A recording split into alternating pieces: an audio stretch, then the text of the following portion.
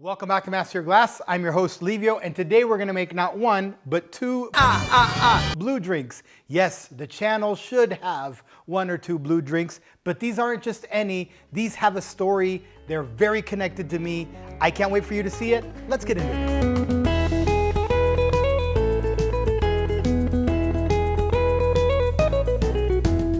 I'm excited about showing you today's drink, or drinks, I should say two. I just learned there's two versions of it because when I was bartending in Italy in the 90s, this was one of the hottest drinks of all times. As a matter of fact, before I make it, I want to show you something. This is the very first cocktail book I ever wrote. This book dates back to 1994, and it was what I would use behind the bar when a customer would ask me for a drink. I would basically go here. If somebody ordered a martini, I would go to M.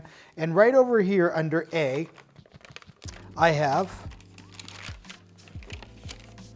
the Angelo Blue. Right? Now, originally it was called Angelo Azzurro, but in Ischia and in Naples, where I come from, we like to make things a little shorter. And so this is how important this cocktail was. And we finally discovered some really cool things. But before I do that, let me start chilling my glass. And we're gonna make two different versions of it. This drink here, I'm gonna chill both glasses, as a matter of fact. This drink here was so popular in the 80s and in the 90s that it was one of the most hottest drinks you could ever make. I'm also excited because it's a blue drink. I know blue drinks on YouTube have great views. I never really wanted to put a blue drink on here unless it had a story, but this one for sure has a story. Let me set these here, and we're gonna put that right there. The first version I'm gonna make is the one that I used to make back in my days in Italy, and it is the shaken version. The only difference is that at that time, as you probably saw from the booklet I just showed you, it was either vodka or gin, and most of the consumers, because this was a discotheque party cocktail, they preferred the vodka version over the gin. I'm going back to the gin version. The wonky thing about this drink here, right, is it doesn't have enough heavy ingredients to be shaken, but it's shaken. The other wonky thing about this cocktail is it has two different orange liqueurs, Cointreau and blue Curacao. But I'm going to start with 2 ounces or 60 mils of Malfi gin. Why did I use Malfi? Well, it's Italian. This cocktail's Italian. So why not, you know, keep it in the family. So there we go. I have 2 ounces, 60 mils of that.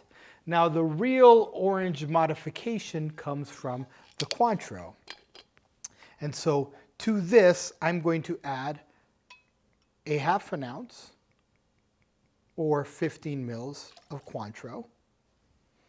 Okay, that is the orange, that's the base. But then for color and just to augment with a little bit more orange, also a little bit of blue Curacao was added. And just 1/4 ounce, just like that. Boom. So the story goes that this drink here, which nobody knew who made, it's incredible, but recently an article written by Alessandro Barbero, an Italian journalist, I believe, basically discovered that the creator of this drink lived in Rome, was from Naples. His name was Giovanni Pepe, also known as Mamina, and he worked in a very prominent LGBTQ+ club in Rome, and it was called Angelo Azzurro.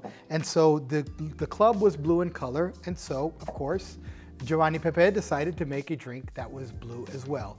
It started just becoming a really cool party drink. Now, a little trick that I'm gonna do here, I'm gonna set this aside. I wanna use this lemon for 2 different things. Actually, for 3 different things. I want the peel to squeeze, I want the peel for a garnish, I want the juice to squeeze, and I want the other half to be a wheel. And so I'm gonna basically do this. I'm gonna take the top part, not the middle.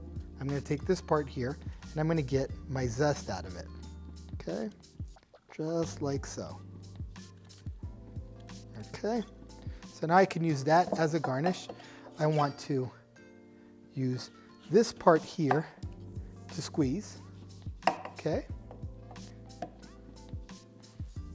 And then without having to throw away the last part, I'm gonna basically take this lemon right here. Take this little wheel out it and put it just like that. You follow me so far? Okay, set this aside, set this here, put this back. So in this drink here, there was a little splash of lemon juice, just a little splash of it. So we're gonna go ahead and put that little splash of lemon. I'm gonna go with just like that. That was about what we put.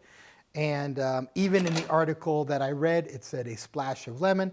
So I'm gonna go ahead and start in making this shaken version and this up version first.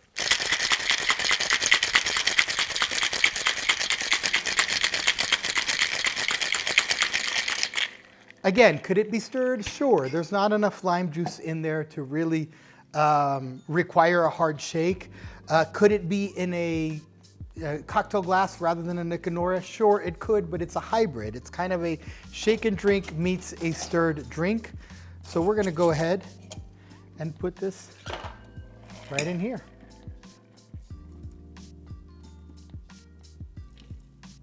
Oh yeah. That is what the 90s looked like to me. Okay. Now over here, I'm just going to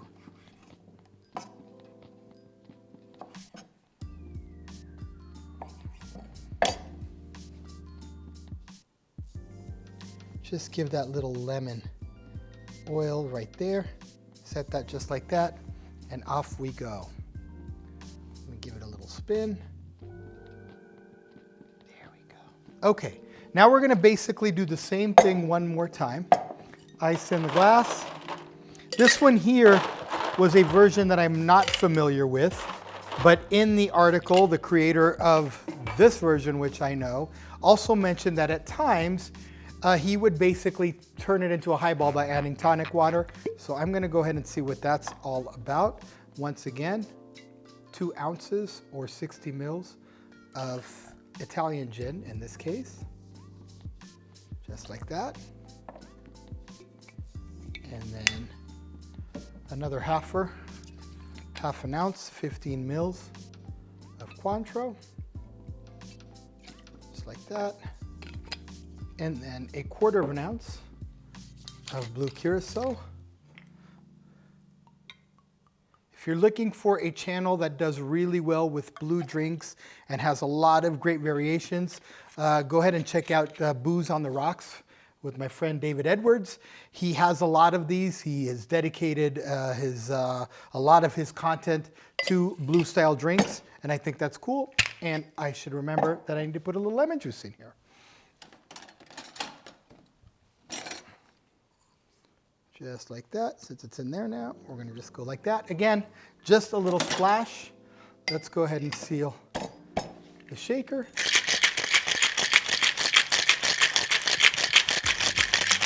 Okay. Now what we're going to do is we're going to open a little tonic water and strain here.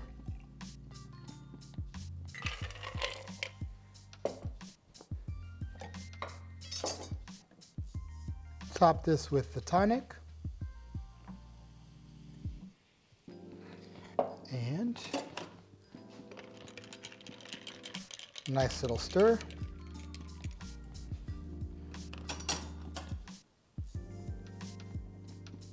And garnish with a nice little lemon wheel. And there you have basically what is the traditional Angelo Azzurro and the Angelo Azzurro Highball with tonic water. I'm going to try the OG first. Why? Because I miss it. It's still that party drink I remembered. Gone wild party drink that everybody would dance to or would drink while dancing. The quality of ingredients has gotten so much better throughout the years. This is actually a really good cocktail. And because the gin really is giving me those citrus notes, orange from orange Curacao and from Cointreau are also really helping out a lot. And just the right amount of lemon with that acid, really, really cool. Now, the one I have never tried before is the Highball version. Yeah, very nice actually. I mean, come to think of it, it's a little bit of a no-brainer, right? You've got gin and you've got tonic, two ingredients that were meant to be together. You have citrus, which is the third ingredient that goes very well in there. The Cointreau, which is orange and a little bitter orange flavor. And I've dunked a little lemon in there. I mean, this is a home run. I love bringing these types of cocktails to you because these were cocktails that were big. They mean something. They've gone through the test of time. Think about it. This drink was created in the 1980s. It's 50 years old and people are still talking about it, writing articles about it, drinking it. So if you enjoyed this episode as much as I do, why don't you give me a like and smash that bell if you haven't subscribed as well, and come back to Master Glass with me, Livio, where you get expert instruction for everyday consumption.